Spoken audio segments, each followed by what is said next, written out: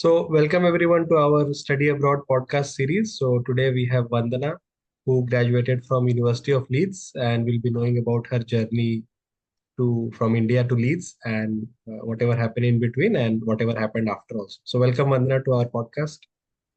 Thank you so much for having me. So, Vandana, I see that you have been a good student all through your life, probably, and you are a gold medalist at your bachelor's. So, Yeah, could you tell us a bit about how hard was it to get that gold medal? I mean, it was real hard because we had a lot of very good students amongst our colleges as well, and amongst a lot of courses. Because under VCom itself, we had around like 10 to 11 diversified courses, and getting a medal among them was nothing but it was just sheer hard work and dedication, I'd all say. And your hometown is Hyderabad only, or you moved to Hyderabad for your studies?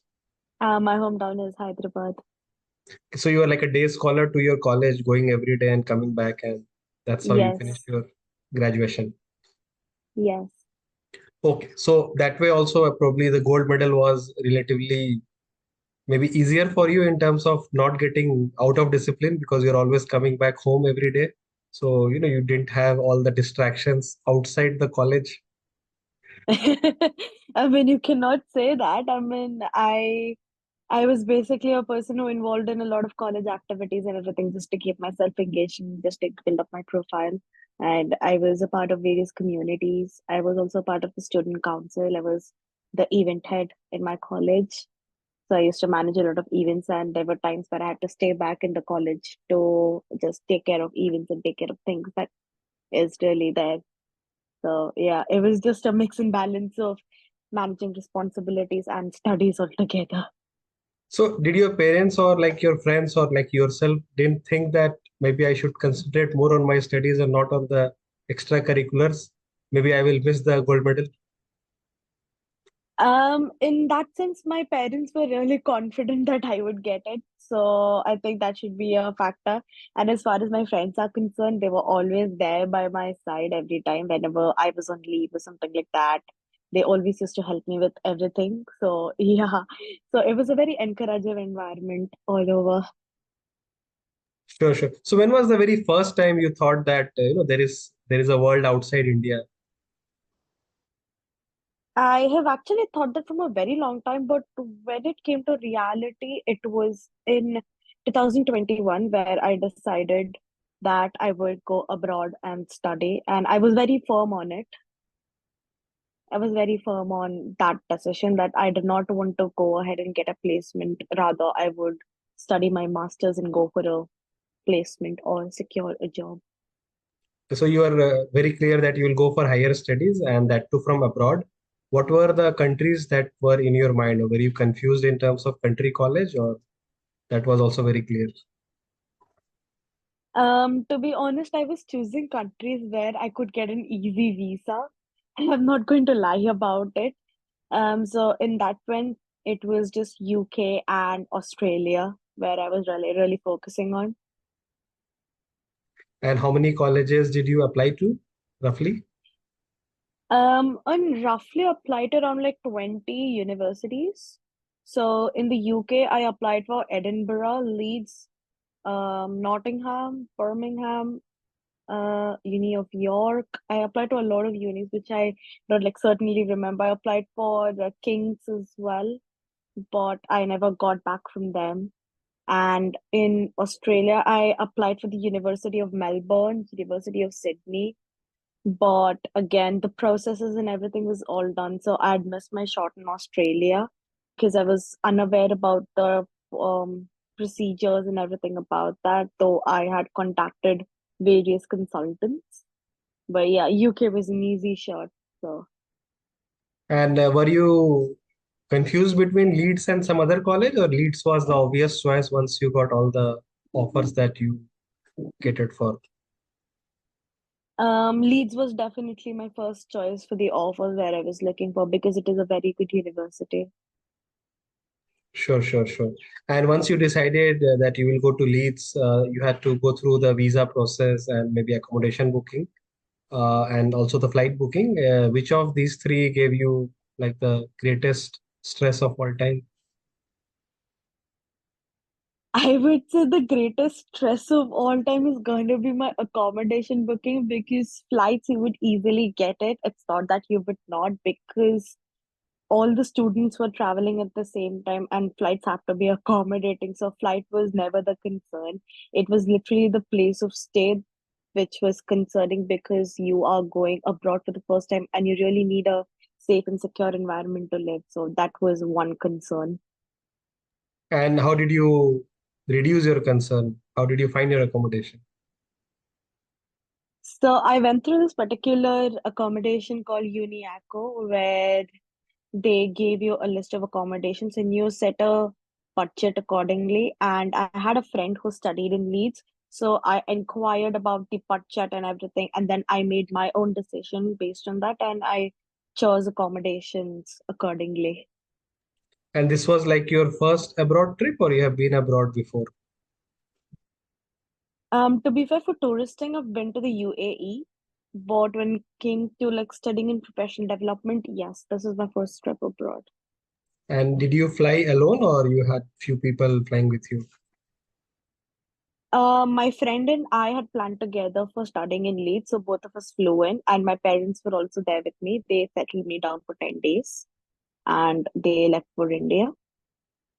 Okay, okay, sure, sure, sure. And which airline did you take to come to Leeds, or what was your trajectory like?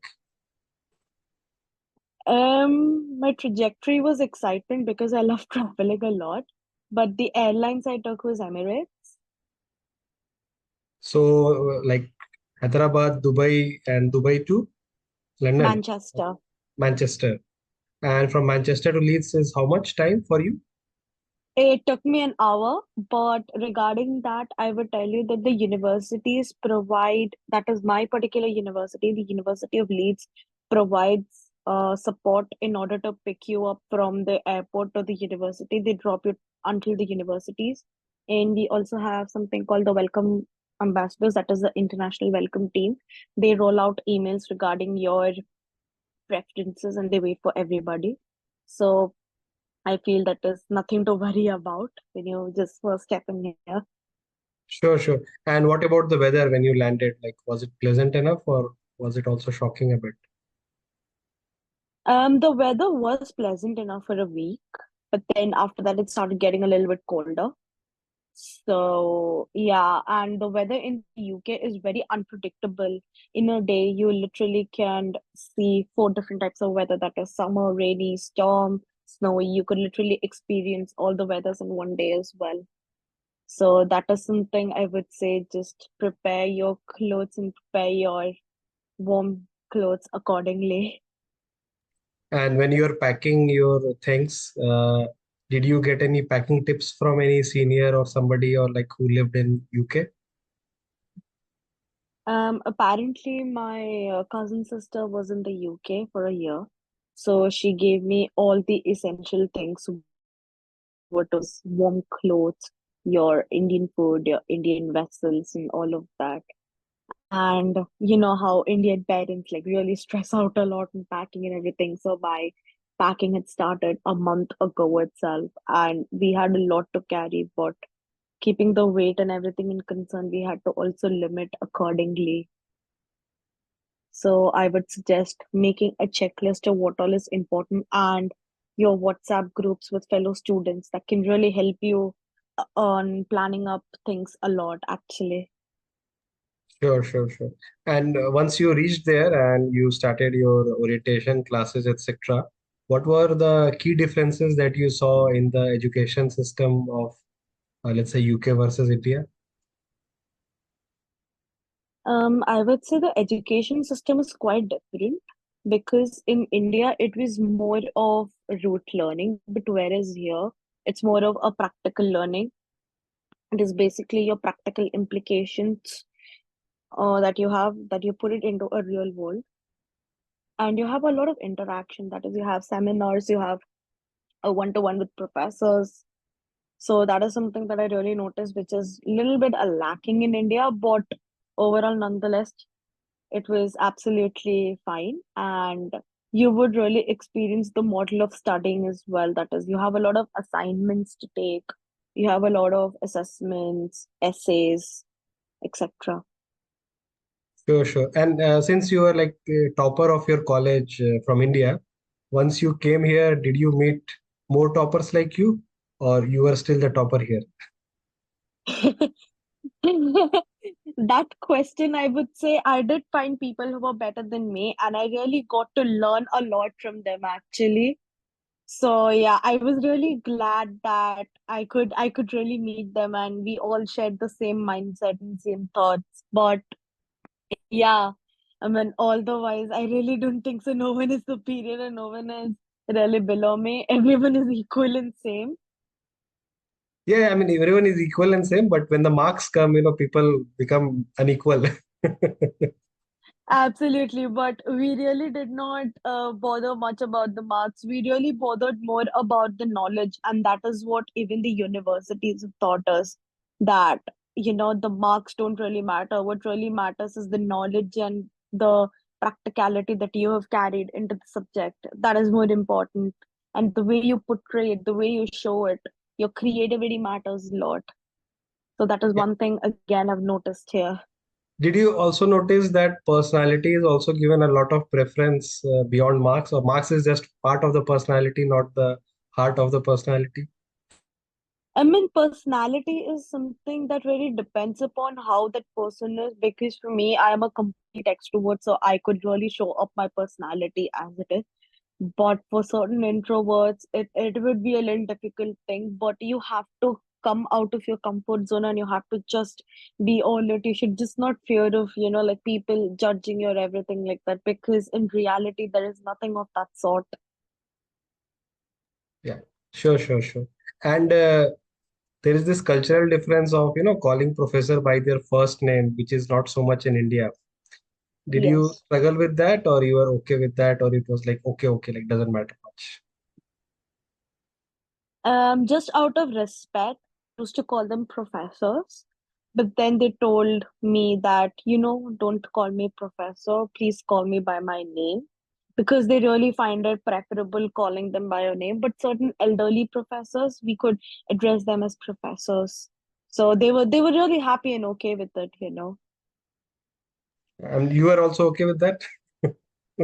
I mean, yeah, I have to be okay with that. Do you think I had a choice? Sure, sure. And the accommodation that you got, was that like a shared room, private room, or like a private, I mean, room is private, but let's say the kitchen and other things are shared. What kind of accommodation you lived in? I lived in an ensuite before. So basically, an ensuite is your toilet and your room is your personal thing, and the kitchen is shared. So I lived in that, and that is decent enough. Sure, sure. And the cooking, cleaning, etc., was that something you were used to, or you learned, or was a transition for you? No, no, I had OCD for cleaning and everything from before itself. So I used to make sure that all the flatmates are doing it enough. What about cooking? Like the cooking the food, like you are a good cook, or you learned for the sake of UK? To be honest, listening to Kitchen Name, I used to run away in India because mom used to give me everything on hand, ready. But here, I know I have to survive on my own, so I learned cooking. My mom literally told me like a month before, I'm gonna teach you cooking and everything. And then before I just even flew down here, I literally learned cooking everything, and I just started cooking here. So yeah, that is how it was. So even after learning cooking, did you use Maggie as the savior or not so much? Oh, not at all, actually. But yeah, Maggie is Maggie. I mean, of course, Indian food is Indian food. Sure, sure. I think you might have seen a lot of your college mates surviving on Maggie, like, once or twice a day, Oh maybe. my God, yes, 100%. Because we used to only survive on Maggie only when, university kind of gets overwhelming, or when you have an assignment or everything like that in hand, or when you have exams or anything like that in hand. Otherwise, overall, it was just fine. Sure, sure. And did you also do this hack like cook once and eat few times, three, four times, 10 times? Yeah, that used I even do that, in fact, even now. Sure, sure, sure. And once you joined the college, did you also look for any part-time jobs, internships, club activities, just like your bachelor's? Of course, I did. I did look out for some societies and everything like that. And I also looked up for part-time jobs as well.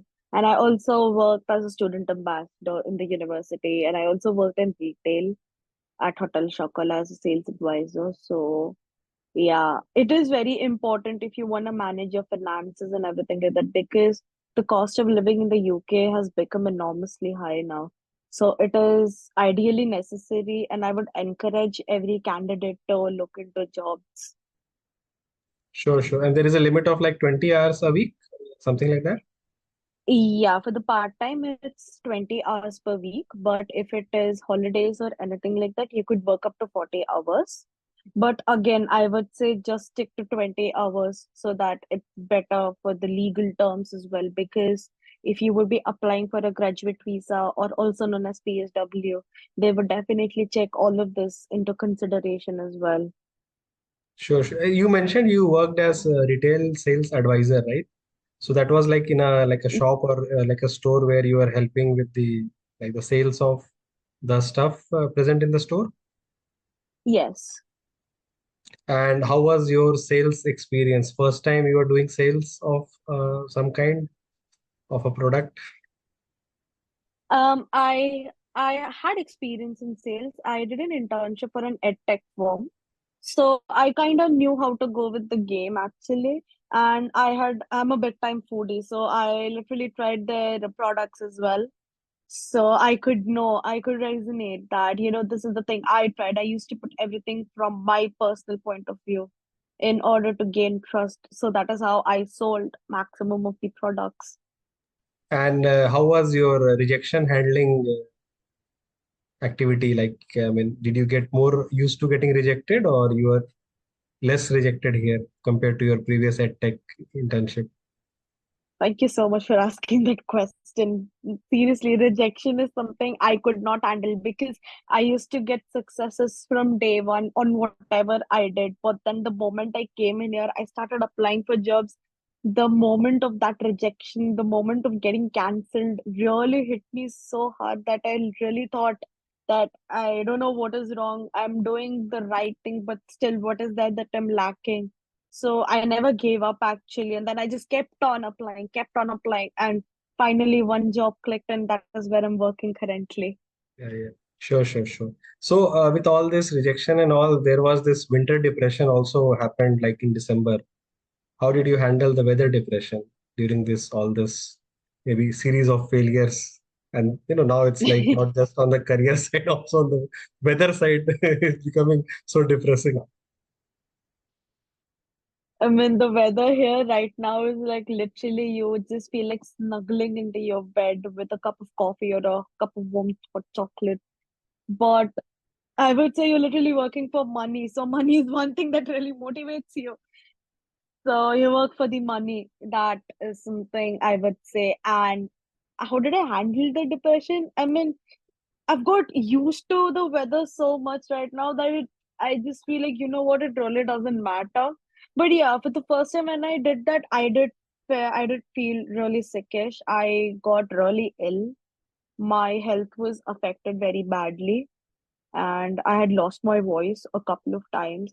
I had also injured my ankle a couple of times, and I started losing all my hair and everything because of the water quality and stuff. But I think that is something an individual could relate to. I mean, it was all just stress levels because in that 1 year, you will literally have so much responsibilities. You have to manage your studies, you have to manage your dissertation, that is your project.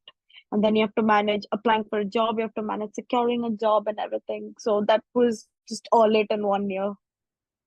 Yeah, I think it's that way it becomes like too much of a crash course, like 1 year. You just joined, you want to maybe chill a Exactly. bit, and then you realize, okay, one semester gone, and winter has come.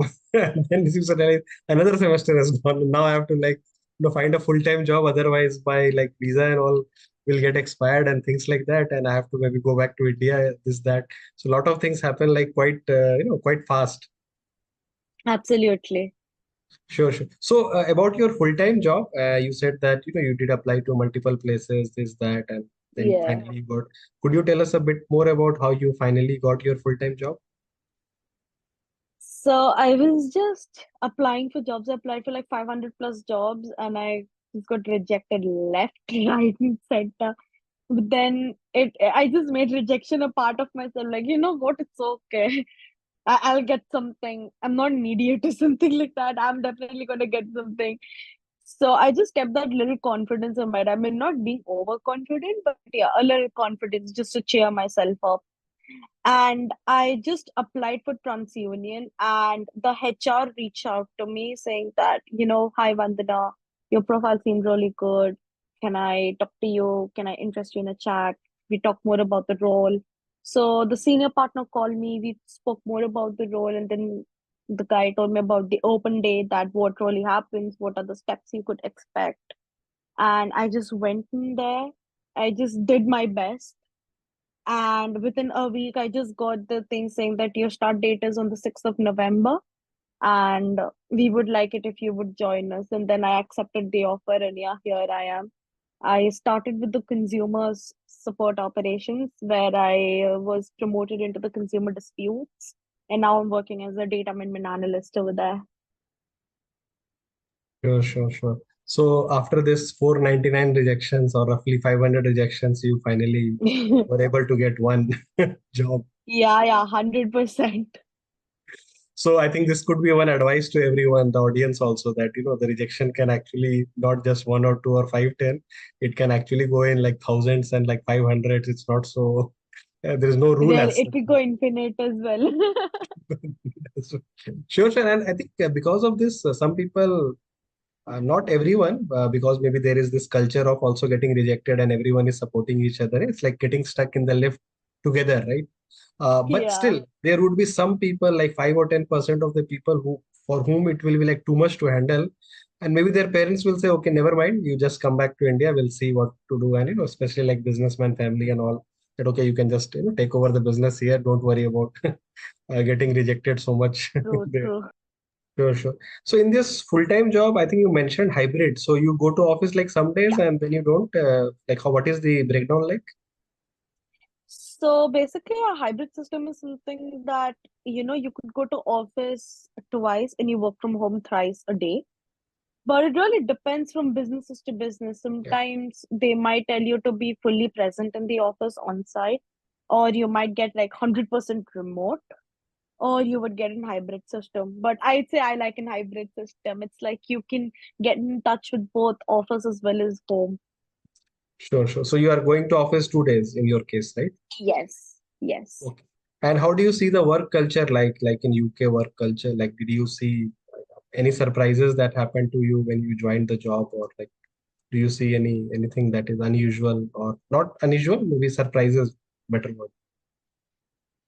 Um, a surprise to me is, I would say, I interacted with a lot of people who are directors, senior directors, and CEOs and CFOs and COOs. Whereas in India, it's a really big deal. Oh my God, she's talking to that, she's talking to these.